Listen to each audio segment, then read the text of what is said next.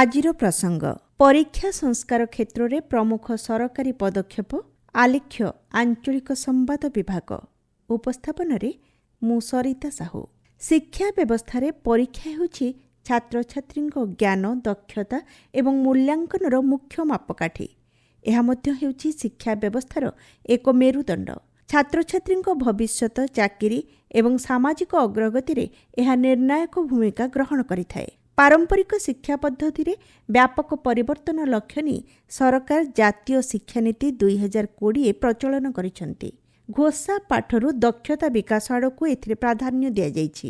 ମନେ ରଖି ଲେଖିବା ପରିବର୍ତ୍ତେ ଛାତ୍ରଛାତ୍ରୀଙ୍କ ଯୁକ୍ତିଯୁକ୍ତ ଚିନ୍ତାଧାରା ସୃଜନଶୀଳତା ଏବଂ ପ୍ରୟୋଗାତ୍ମକ ଜ୍ଞାନର ମୂଲ୍ୟାଙ୍କନକୁ ଏହି ନୀତିରେ ଗୁରୁତ୍ୱ ପ୍ରଦାନ କରାଯାଇଛି।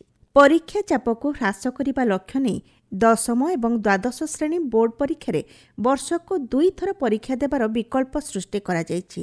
ତେଣୁ ଶିକ୍ଷାକୁ କେବଳ ନମ୍ବର ହାସଲର ମାଧ୍ୟମ ନ କରି ବାସ୍ତବ ଦକ୍ଷତା ସହ ଯୋଡ଼ିବା ପାଇଁ ଶିକ୍ଷାନୀତିରେ ମଧ୍ୟ ସଂସ୍କାରମୂଳକ ପଦକ୍ଷେପର ବ୍ୟବସ୍ଥା ରହିଛି।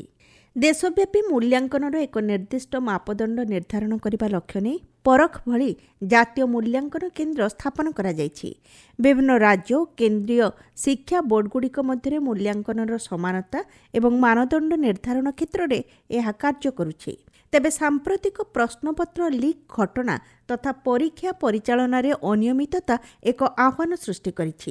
ଏହାଦ୍ୱାରା ନିଷ୍ଠାପର ଭାବେ ଉଦ୍ୟମ ଜାରି ରଖିଥିବା ପରୀକ୍ଷାର୍ଥୀଙ୍କ ବର୍ଷ ବର୍ଷର ପରିଶ୍ରମ ବୃଥା ହେଉଥିଲା।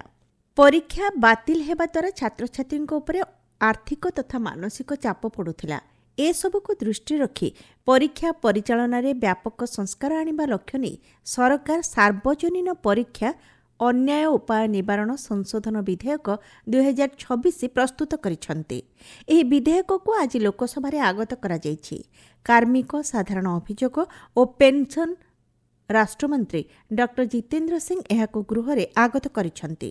ପୂର୍ବରୁ ଏ କ୍ଷେତ୍ରରେ ଥିବା 2024 ଆଇନରେ କେତେକ ସଂଶୋଧନ ନେଇ ଏହି ବିଧେୟକରେ ପ୍ରସ୍ତାବ ରହିଛି। ବିଧେୟକରେ ଥିବା ପ୍ରସ୍ତାବ ଅନୁଯାୟୀ ଆର୍ଥିକ ଦଣ୍ଡରେ ବ୍ୟାପକ ବୃଦ୍ଧି ସହିତ ବ୍ୟକ୍ତିଗତ ଏବଂ ସଂସ୍ଥାଗତ ଅପରାଧୀଙ୍କ ପାଇଁ ସର୍ବାଧିକ କାରାଦଣ୍ଡ ମିଆଦ ମଧ୍ୟ ବୃଦ୍ଧି ପାଇବ।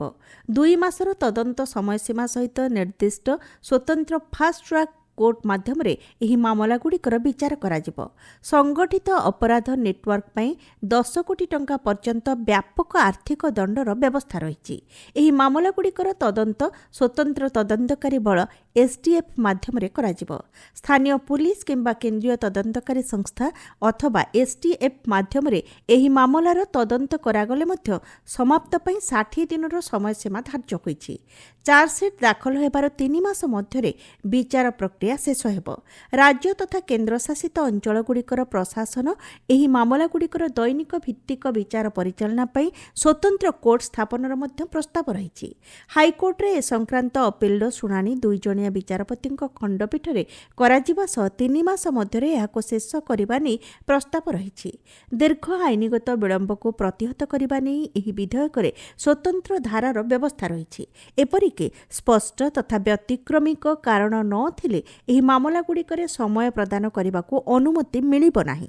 ଏହି ମାମଲାଗୁଡ଼ିକ ପାଇଁ ଭାରତୀୟ ନାଗରିକ ସୁରକ୍ଷା ସଂହିତା 2023 ଅଧୀନରେ ସ୍ୱତନ୍ତ୍ର ସରକାରୀ ଓକିଲ ନିଯୁକ୍ତିକୁ ମଧ୍ୟ ଏହି ବିଧେୟକରେ ବାଧ୍ୟତାମୂଳକ କରାଯାଇଛି। ଇତିମଧ୍ୟରେ ପରୀକ୍ଷା କ୍ଷେତ୍ରରେ ସଂସ୍କାର ଲକ୍ଷ୍ୟ ନେଇ ସରକାର ଏକ ଉଚ୍ଚ କ୍ଷମତା ସମ୍ପନ୍ନ ଟାସ୍କଫୋର୍ସ ଗଠନ କରିଛନ୍ତି। ବିଶିଷ୍ଟ ପ୍ରଯୁକ୍ତିବିଦ୍ୟା ବିଶେଷଜ୍ଞ ନନ୍ଦନ ନିଲେକାନିଙ୍କ ଅଧ୍ୟକ୍ଷତାରେ ଏହି କମିଟି ଗଠନ କରାଯାଇଥିବା ପ୍ରଧାନମନ୍ତ୍ରୀ ନରେନ୍ଦ୍ର ମୋଦି ଘୋଷଣା କରିଛନ୍ତି। ଏଥିରେ ଅନ୍ୟମାନଙ୍କ ମଧ୍ୟରେ ଇସ୍ରୋର ପୂର୍ବତନ ଅଧ୍ୟକ୍ଷ ଏ ସୋମନାଥ, ପୂର୍ବତନ ଗୁଇନ୍ଦା ନିର୍ଦ୍ଦେଶକ ତପନ ଡେକା, IIT ଚେନ୍ନାଇ ନିର୍ଦ୍ଦେଶକ ଭି କାମକୁଟି, ପୂର୍ବତନ ଶିକ୍ଷା ସଚିବ ଅନିତା କରୱାଲ ଏବଂ ପରିଚାଳନା ବିଶେଷଜ୍ଞ ଅମୃତ ଲାଲ ମୀନା ଏହି କମିଟିର ସଦସ୍ୟ ଅଛନ୍ତି। ପରୀକ୍ଷା ବ୍ୟବସ୍ଥାରେ ବିଶ୍ୱସନୀୟତା ସ୍ୱଚ୍ଛତା ଏବଂ ଆଧୁନିକ ପ୍ରଯୁକ୍ତିବିଦ୍ୟା ଉପଯୋଗ ନେଇ ଏହି କମିଟି ସମୀକ୍ଷା କରିବା ସହିତ ସରକାରଙ୍କୁ ତାଙ୍କ ସୁପାରିଶ ପ୍ରଦାନ କରିବେ। ସୁପାରିଶ ଆଧାରରେ ସରକାର ଏ କ୍ଷେତ୍ରରେ ଆବଶ୍ୟକ ପଦକ୍ଷେପ ଗ୍ରହଣ କରିବେ ବୋଲି ପ୍ରଧାନମନ୍ତ୍ରୀ କହିଛନ୍ତି। ଦେଶର ଭବିଷ୍ୟତ ନିର୍ମାଣରେ ଯୁବବର୍ଗଙ୍କ ଆସ୍ଥାକୁ ଶିକ୍ଷା ବ୍ୟବସ୍ଥା ମାଧ୍ୟମରେ ବଜାୟ ରଖିବା ପାଇଁ ସରକାର ପ୍ରାଥମିକତା ପ୍ରଦାନ କରୁଛନ୍ତି।